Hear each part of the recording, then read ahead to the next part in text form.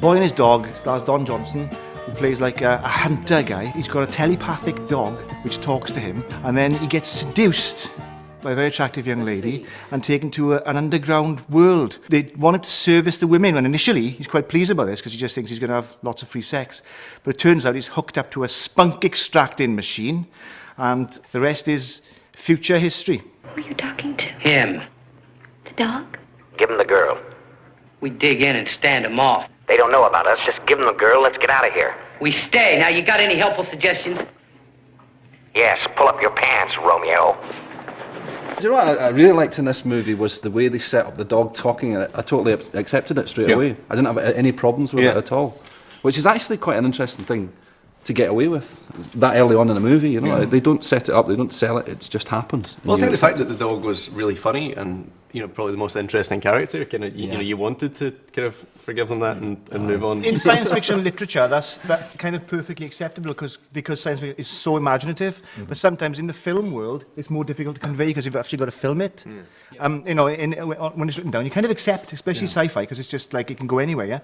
But this, and I do agree. I kind of think that after a short while, it doesn't jar, and you just follow it because you're driven along by the idea that it's actually well written. And that's one of the things I thought about the movie. I thought there was a lot. It was very playful, and I thought the screenplay was playful, but I also thought that the guys behind it were obviously very sharp guys and knew that this was a bit of fun. It's not meant to be taken seriously. It's all satire. Especially the spunk extracting machine. He does well because he'd done an entire vial of spunk for the first woman. And they still had the pump going. I was like, give him 10 minutes. I have it in my head that this film was banned for a long time, or unavailable for a long time in this country, presumably because of the sort of rape as a sport, which comes up in it. But also the end. The end is like the punch. Hilarious. It's great. I can't think of a film, a post-apocalyptic film that leaves you laughing. You sure you had enough to eat? Oh, yeah. I'm satiated. What? Nothing. I said I'm full, but after we walk all day, you'll probably have to cook up what's left.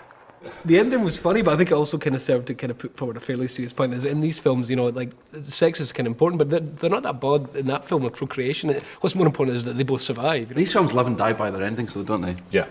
I mean, the wrong ending just screws the pooch for the rest of it because it has to have that right tone of nihilistic despair. I was just thinking Don Johnson managed to avoid screwing the pooch because it sniffed because it sniffed out women. It's the only one that really is a sort of genre film because it is very much a science fiction movie because the characters conform to those science fiction conventions and everything else. I'm not convinced that the notion of post-apocalyptic movies is a genre or a subgenre, but this I think works perfectly as a science fiction movie because it is pure sci-fi. The Dernier Combat is set in post-apocalypse France and features a man who's struggling for survival against savages like Jean Reno and completely failing to get his rocks off until the very end when he gets his rocks off.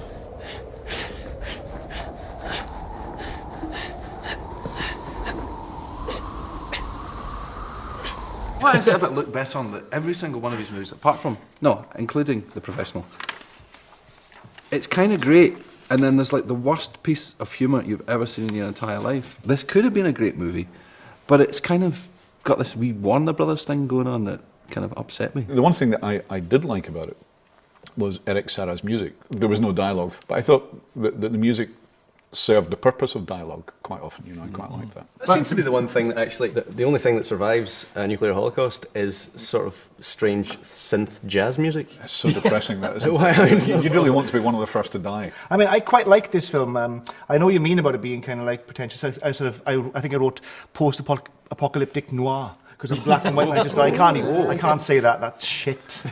And you did. But there you go. But I mean, it's kind of like it's in some ways perhaps too French.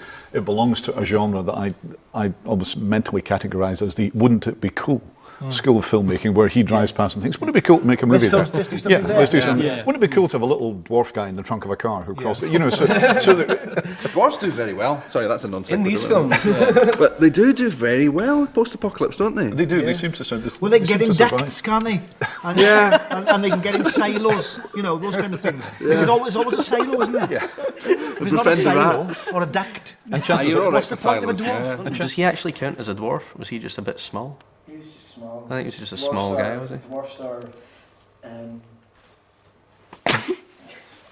Can we get that on camera? Dwarfs are... do you know that Alien, when they were first trying to decide what form the monster would take in Alien, they were thinking of getting, before they got Geiger involved, they were thinking of getting a very strong man and sticking dwarfs to him with belts. that's what we dance about. And then, so he could run around with like several arms coming off him. Yeah. I mean, I think one of the problems with this is that Luc Besson's not terribly good at making films, and I think that's kind of borne out through his career. Yeah. He's only interested in style. Yeah, he's not a great I think storyteller, is he? Movies that are only interested in style age very, very badly most of the time because nobody cares, because all the style falls away and you're left with this, you know. Other films, at least there's some kind of narrative and there's some kind of idea behind it. But this is just like, you know, throwing so much spaghetti against the wall and hoping some of it will stick. 2019 is set after the obligatory nuclear holocaust. By this point, society has divided itself into two groups, the Uraks on one side and the Federation on the other. Now, the film follows a rather rugged Mad Max-esque hero and his somewhat strange attempts to find the only fertile woman left on Earth.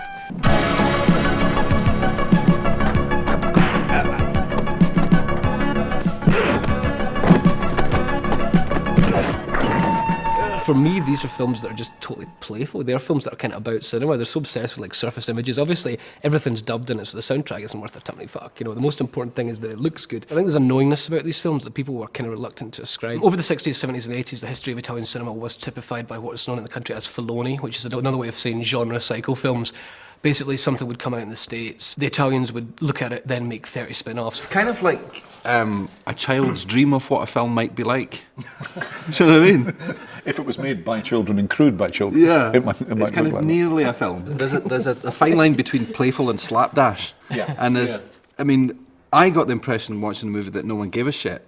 I think what's happened is because a lot of these kind of movies in the 80s, particularly over here, were banned or were unavailable and people saw them on video, I think they've been elevated beyond the natural status. In a sense, it's gathered kudos because of the video nasty aspect that has been attached to it, and so it's kind of got this air of, well, it was banned, so there must be something in it. good, yeah. But of course, it was only banned because it was shit and gratuitous. Cheap thrills are only work in isolation.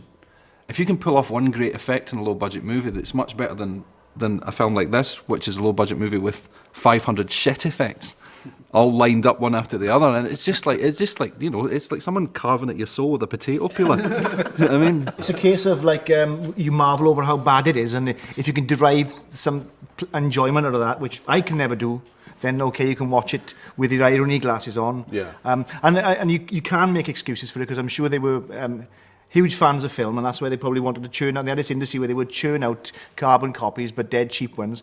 And the genre meant that you just go to some brushland in a desert and start filming. Get some old car derelicts and away to go. You know, oh man, I've just thought of something I did like. George Eastman, the big tall psychopath, Big Eight. Yeah. He's kind of the Bruce Campbell of 1980s. Italian horror. He's just this big gormless diddy that turns up in these films and almost invariably either gets his nuts chopped off or eats a woman's face. And so it was nice to see him. We should suggest that they don't actually use any of what we've said about this film and just show the box with a turd on it. And just that's the review. That's the review. One off on the Just a steamer on sitting on it, and that's the review. I'll tell you what, good dwarf though. Good dwarf. Good dwarf. Well, stupid bastards!